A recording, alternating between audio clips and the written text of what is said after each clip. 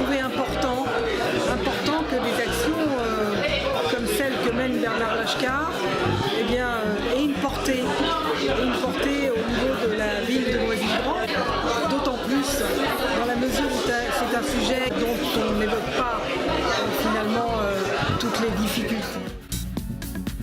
Pour ma part, jusqu'en 2017, j'ignorais tout de l'albinisme et qui plus est du sort réservé aux albinos en Afrique. Pour Pablo Iwa et moi-même, tout est parti d'une démarche artistique. Le hasard d'une rencontre, une discussion imprévue sur le thème de l'albinisme en Afrique, ma curiosité guidant mes recherches sur Internet et l'effroi devant les horreurs que j'y découvrais. Après un certain nombre d'heures passées devant mon écran, un texte était là, écrit d'un trait et sans rature. Le titre s'est imposé de lui-même, ce serait SOS Albinos.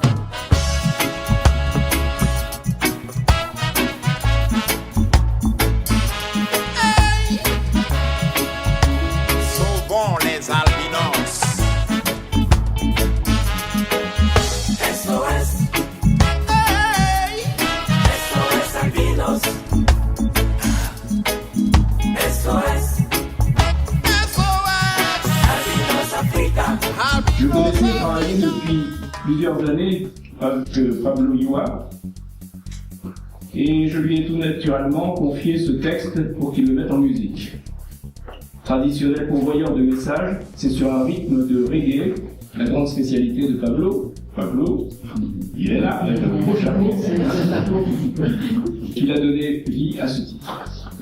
Après l'enregistrement audio, l'idée est rapidement venue de poser cette chanson sur des images, de façon à véhiculer plus efficacement ce cri d'alerte. À partir de là, je suis entré en contact avec un certain nombre d'associations et de fondations œuvrant sur le terrain dans le domaine de l'albinisme en Afrique, et j'ai proposé que ce titre, modeste brèche dans ce mur de la honte, soit largement partagé au travers des sites, blogs et réseaux sociaux de chaque organisation pour en faire un hymne contre la barbarie et contribuer à éveiller les consciences.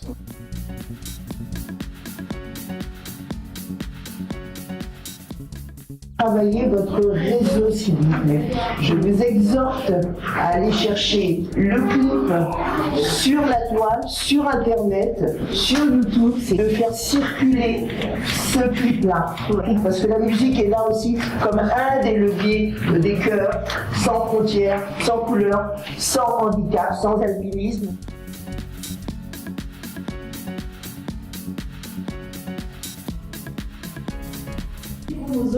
Il y a ce qu'on appelle les gènes qui sont à gauche. Sur chaque chromosome, il y a 4 gènes, et les gènes sont par milliards aussi, enfin ils sont par famille. On en connaît 23 000, un par le père, un par la mère. Et ça me paraît important d'expliquer en images quand on ne connaît pas ce que c'est qu'un gène, vous voyez.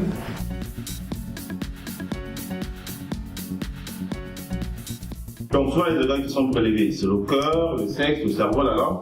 Et précision complètement qui sort naturellement, c'est que c'est pas le mal organe.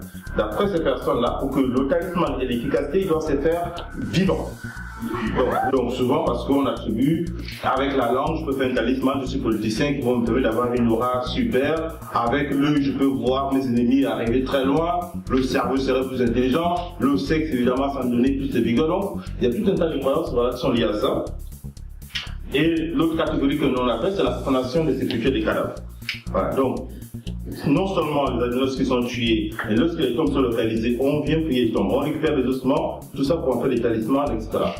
Et dans beaucoup de familles également, il peut y avoir ce qu'on appelle des viols des incestes, parce que dans certains pratico-mystico-religieux, on demande aux des familles, vous voulez avoir une nomination ministérielle, il faut coucher, il faut faire l'amour avec votre fille, avec votre nièce, tout ça, voilà. Est-ce que tout est lié à cette catégorie bouddhique? Pour réussir, il faut l'intégration de son nom naturel.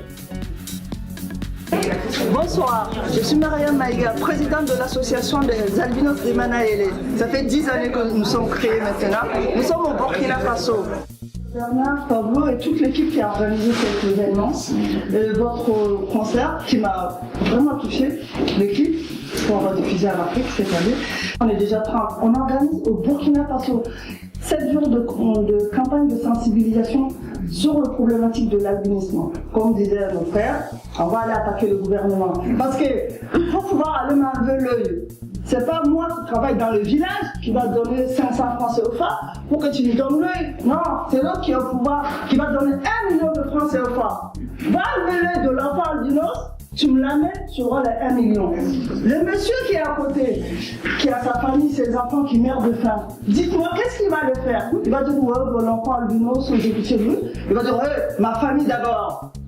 Ma famille, c'est ma famille. Donc, il va aller chercher l'œil de l'enfant pour nourrir sa famille. Donc, tant que l'Afrique mourra de faim, il y aura toujours des massacres. Moi, l'idée de l'association Tout ce qui vient, c'est de promouvoir, de montrer notre image et notre regard de l'albinisme. C'est-à-dire les albinos qui puissent se réveiller, montrer qu'ils sont comme toute personne à part entière, qui peuvent réussir aussi dans la vie. Donc, par rapport à tout ce que vous avez vu, c'est moi, je suis d'origine du Congo RDC. Je suis né là-bas et j'ai vécu ça et j'ai été victime de ça. On m'a coupé les cheveux, on m'a proposé des rituels. Donc, après quelques années plus tard, je suis revenu, j'ai vu ces gens-là, malheureusement, malgré les rituels, ça n'a pas fonctionné, ils sont toujours dans la pauvreté.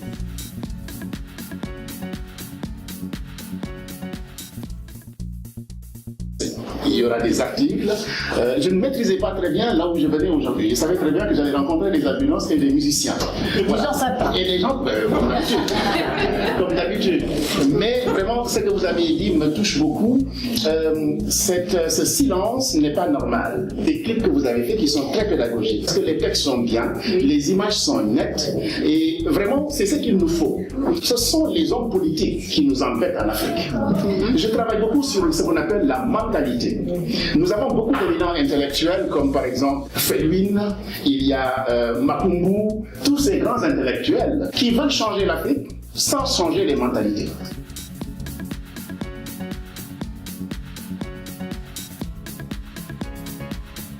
Saluer cette initiative qui est prise en faveur des albinos et de tous les handicapés de la planète. Seuls ceux qui n'ont pas de cœur sont handicapés. Et les albinos sont des êtres à part entière comme tout le monde. Voilà. Et je vous dis, je fais fort qu'à l'UNESCO, dans ce temple de la culture, on programme votre film. Je vous le porte garant, nous ferons ce film-là à la rentrée.